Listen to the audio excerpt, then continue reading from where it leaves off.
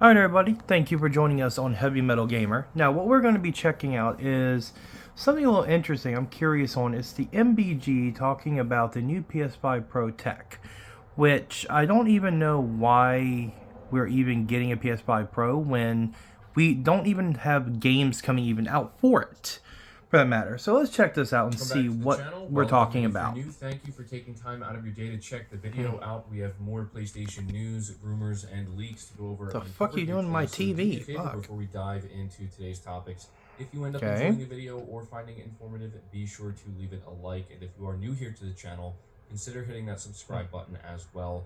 We're starting here. Gotta give the plug, I guess. About the PlayStation 5 Pro, as it seems some AI upscaling technology has been directly hinted at by AMD's chief technology officer. This is being reported by... One thing I would love to just point out,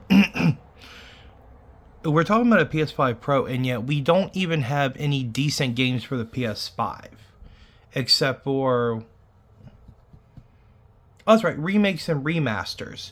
But we're going to be talking about a stronger, more powerful PS5 for just remasters and remakes. How about some, instead of focusing on a more stronger version of the system, why don't we focus on, I don't know, new fucking games would be a great start to that. Let's see where we're going with this, though. AI upscaling is set to be deployed starting this year in AMD's gaming devices. Reason to jack the price up, okay. Revealed PlayStation 5 Pro and the PlayStation 6.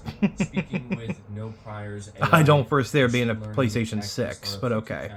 In a new interview, AMD Chief Technology Officer Mark Papermaster talked about what's next for the company regarding AI, saying that 2024 is a huge year for AMD, and they just completed AI enabling in their entire But where are the fucking games? 2024 is also a huge deployment year for that. We had...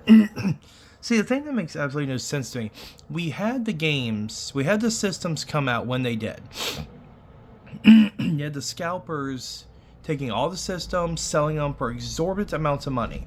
That's what the scalpers did. Turn around now, we're looking at it to where we have remakes and remasters. That's what PlayStation is offering us. I'm a multi-platform player. I have PlayStation, I have Xbox, I have Switch, I have my retro collection. I'm a old school retro gamer. I love my games. 100% love my games. I love my old school shit. I love my, well, I prefer my old school shit. Actually, back when games were better. So, why are we talking about a PS5 Pro when we don't even have new games? Everything is remakes and remasters. Which I do not understand what it is with the remakes and remasters. I just, I don't get it. Okay. To upscaling using AI, hinting at the fact that devices available or launching this year will be able to do so. As the next generation of consoles are launching in a few years, this statement seems to strongly hint that the yet-to-be-revealed PlayStation 5 Pro, rumored to launch later this year, will indeed feature AI upscaling. While the PlayStation 5 Pro is almost certainly going to support AI upscaling, it's also going to run on the GPU, as the Viola APU that will power the system has no NP. That's if we even get a PlayStation 6. Honestly, after the abomination we got with the PlayStation 5, I literally am worried about what a PS6 would be. Even if we get a PS6, it's probably going to end up just being something for streaming. If we get a PlayStation 6, and I want to point something out, because a lot of my favorite channels, which would be, Oh No It's Alex, Fratanga Plays, GameStuck, Grey Guardian, those are the ones that I always look to for my information, my news, and stuff. And they're the ones that actually got me actually into wanting to kind of put my own spin and take on things.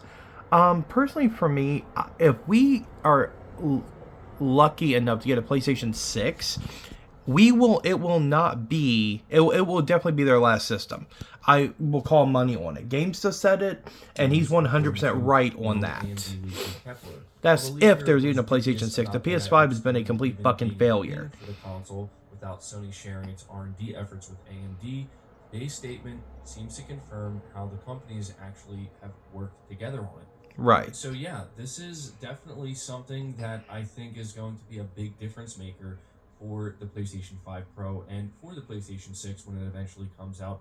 We know that Mark Cerny worked pretty closely with Mm-hmm. AMD to customize the PlayStation 5, and so it just makes sense that when Sony and Mark Cerny are deciding, you know what, we're Right. going to do a PS5 Pro, they're going to continue to work very closely with AMD. And yeah, this is likely going to be some. PlayStation 1 was revolutionary. PlayStation 2, amazing system. Their I don't care what anyone says, their best gaming system was PlayStation 2, hands down. PlayStation 3 had some great games. Let's rewind for a quick second because we're talking about a mid-gen refresh, right?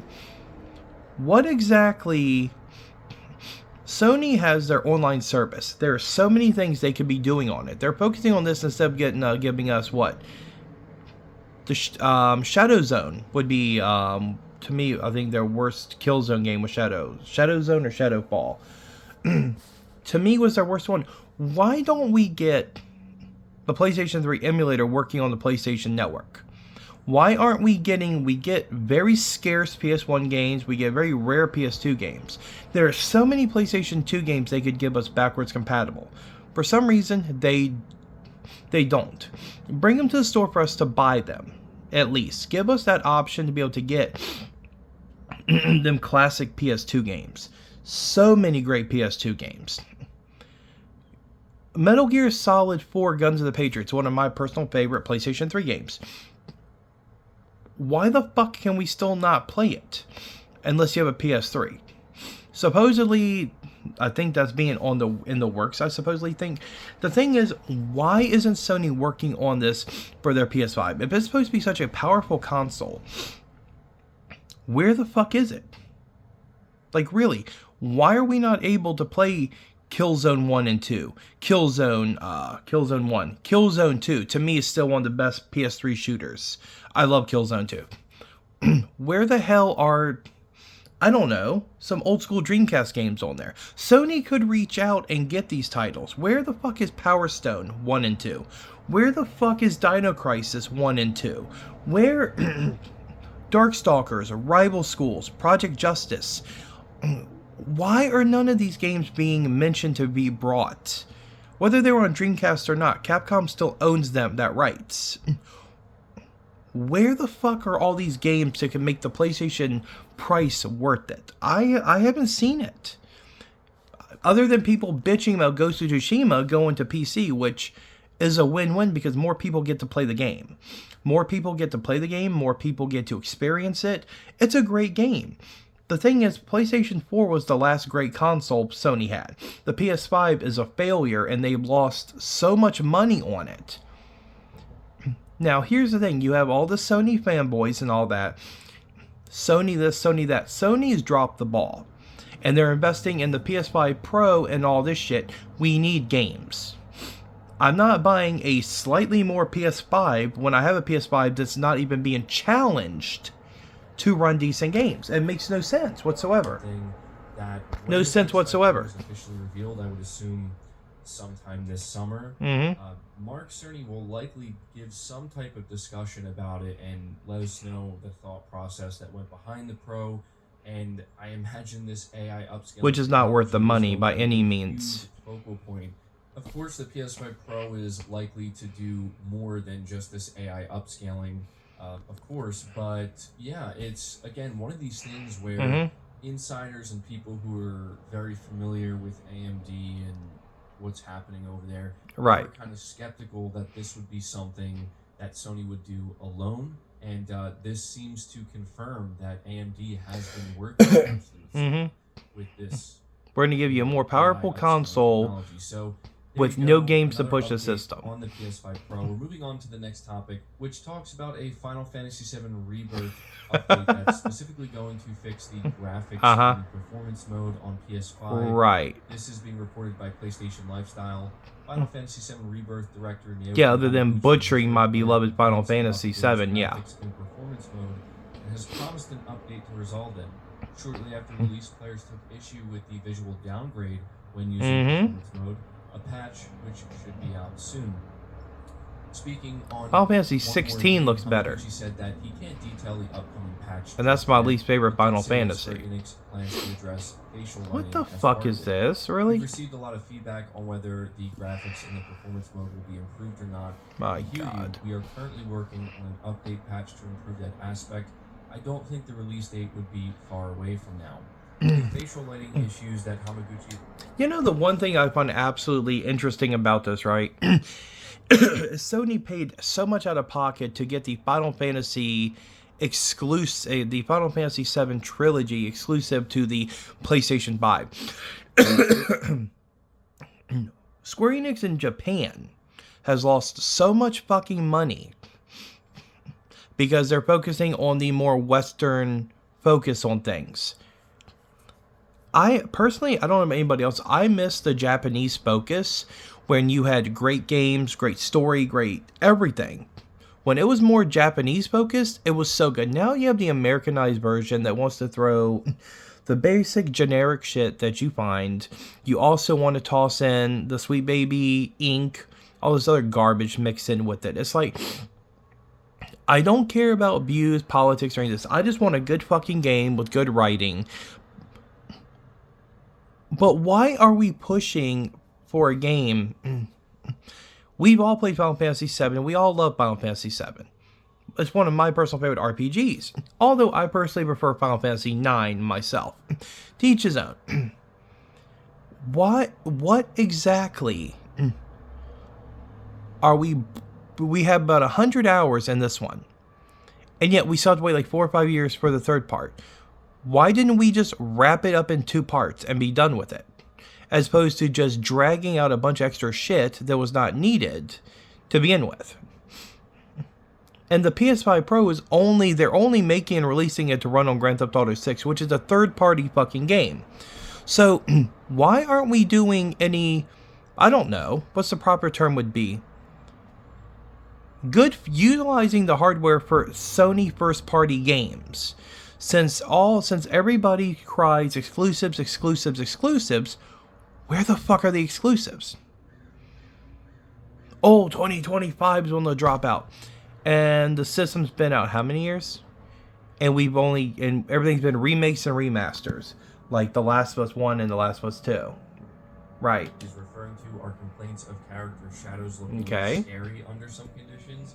When asked what his personal preference is between graphics and performance modes, he said that he prefers the former. I like to play other games in graphics mode as well. I like to see better graphics easily.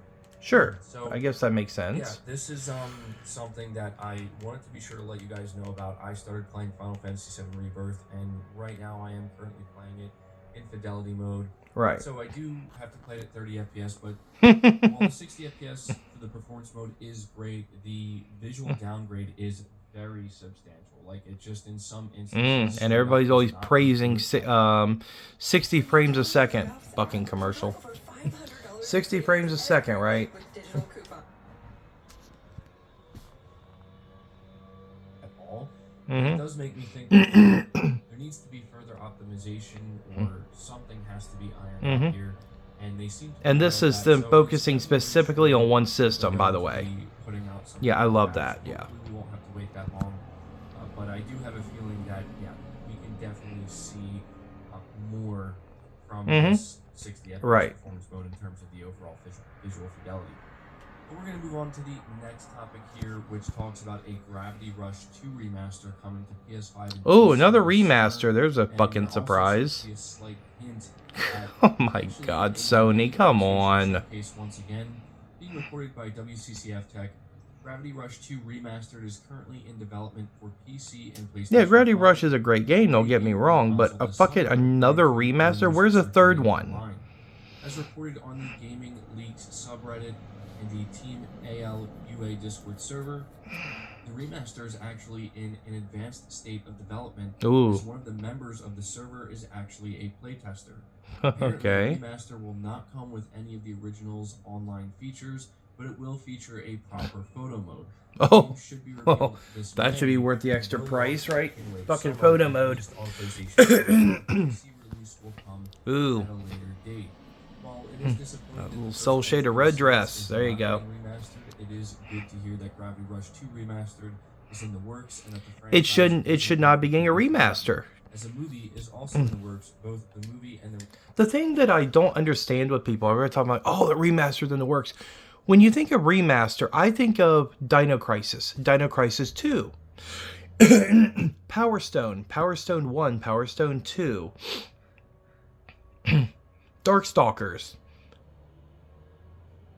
Project Justice, Rival Schools.